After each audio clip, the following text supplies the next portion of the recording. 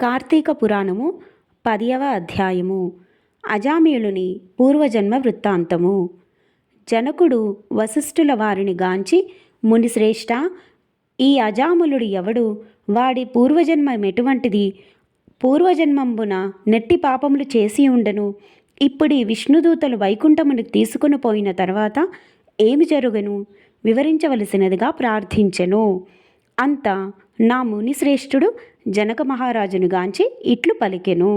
జనక, అజామిళుని విష్ణుదూతలు వైకుంఠమునకు తీసుకుని పోయిన తరువాత యమకింకరులు తన ప్రభువగు యమధర్మరాజు కడకేగి, ప్రభు, తమ ఆజ్ఞ ప్రకారము అజామిళుని తీసుకొని వచ్చుటకు వెళ్ళగా అచ్చటకు విష్ణుదూతలు కూడా వచ్చి మాతో వాదించి అజామిళుని విమానమెక్కించి వైకుంఠమునకు తీసుకొని పోయిరి. మేము చేయునది లేక చాలా విచారించుచు ఇచ్చటకు వచ్చినాము అని భయకంపితులైన విన్నవించుకునిరి. ఔరా, ఎంత పని జరిగెను? ఎప్పుడూ ఇట్టి విధముగా జరిగి ఉండలేదే. దీనికి బలమైన కారణము ఏదైనా ఉండి ఉండవచ్చును అని యముడు తన దివ్య దృష్టితో అజామిళుని పూర్వజన్మ వృత్తాంతమును తెలుసుకొని, ఓహో, అది ఆ సంగతి అని అవసాన కాలమున నారాయణ అని వైకుంఠవాసిని నామస్మరణ చేసి ఉండెను. అందులకు గాను విష్ణుదూతలు వచ్చి వానిని తీసుకొని పోయిరి. తెలియక గాని తెలిసి గాని మృత్యు సమయమున హరినామస్మరణ ఎవరు చేయుదురో వారికి వైకుంఠ ప్రాప్తి తప్పక కలుగును గనుక అజామిళునకు వైకుంఠ ప్రాప్తి కలిగెను కదా అని అనుకొనెను. అజామిళుడు పూర్వజన్మలో మహారాష్ట్ర దేశమున ఒకానొక శివాలయములో అర్చకుడుగా నుండెను. అతడు తన అపురూపమైన అందం చేతను, సిరి సంపదల చేతను, బలము చేతను గర్విష్ఠి అయి వ్యభిచారి అయి శివారాధన చేయక శివాలయం యొక్క ధనమును అపహరించుచు శివుని విగ్రహము వద్ద ధూప దీప నైవేద్యములను పెట్టక దుష్ట సహవాసములను మరిగి విచ్చలవిడిగా తిరుగుచుండడివాడు. ఒక్కొక్కప్పుడు శివాలయములో పరమేశ్వరునికి ఎదురుగా పాదములుంచి పరుండడివాడు. ఇతనికి ఒక బీద బ్రాహ్మణ స్త్రీతో రహస్య సంబంధం ఉండేది. ఆమె కూడా అందమైన దగుటచే చేయునది లేక ఆమె భర్త చూచి చూడనటుల నుండి భిక్షాటనకై ఊరూరు తిరుగుచూ ఏదో వేళకు ఇంటికి వచ్చి కాలం గడుపుచుండడివాడు.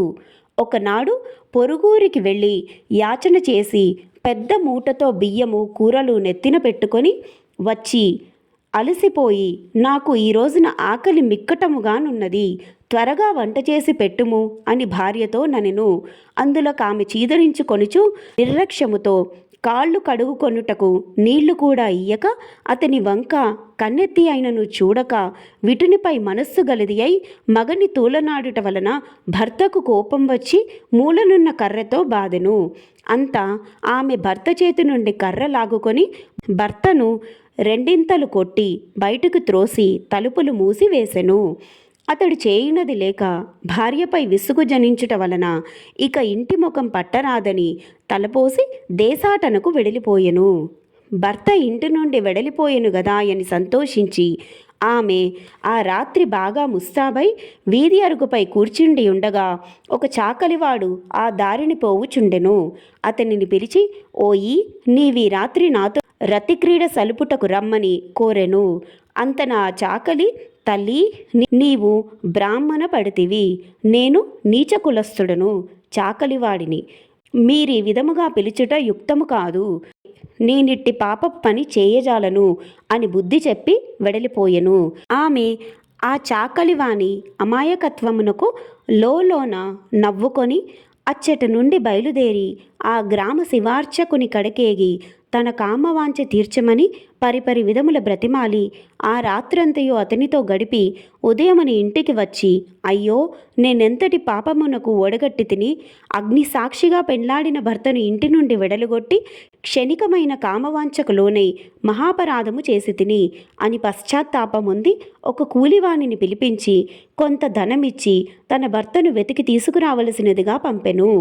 కొన్ని దినములు గడిచిన తర్వాత భర్త ఇంటికి రాగా పాదములపై పడి తన తప్పులను క్షమించమని ప్రార్థించెను.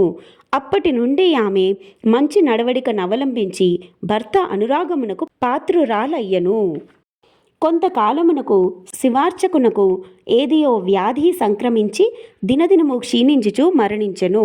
అతడు రౌరవాది నరకకూపముల బడి నానా బాధలు పొంది మరల నరజన్మమెత్తి సత్యవ్రతుడని బ్రాహ్మణోత్తమునకు కుమారుడై కార్తీక మాసమున నదీ స్నానమును చేసి దేవతా దర్శనము చేసి ఉండుట వలన నేడు జన్మముల పాపములు నశించుట చేత అజామిలుడై పుట్టెను.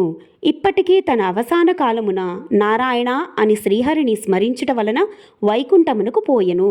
బ్రాహ్మణుడు భార్యయుగు ఆ కామిని కూడా రోగగ్రస్తురాలై చనిపోయెను.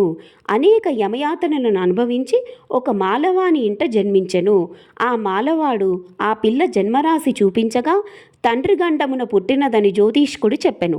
మాలవాడ శిశువుని తీసుకొని పోయి అడవి యందు వదిలిపెట్టెను. అంతలోనొక విప్రుడు ఆ దారిన పోవుచు పిల్ల ఏడుపు విని జాలి కలిగి తీసుకొని పోయి తన ఇంట దాసికిచ్చి పోషించమనెను. ఆ బాలికనే అజామిలుడు ప్రేమించెను. వారి పూర్వజన్మ వృత్తాంతం ఇదియే.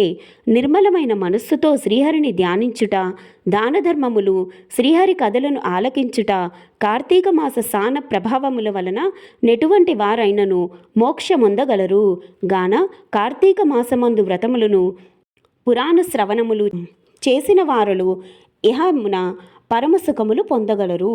ఇట్లు స్కాంద పురాణాంతర్గత వశిష్ఠ ప్రోక్త కార్తీక మహత్యమునందలి దశమాధ్యాయము 10వ రోజు పారాయణము సమాప్తము. శివార్పణమస్తు.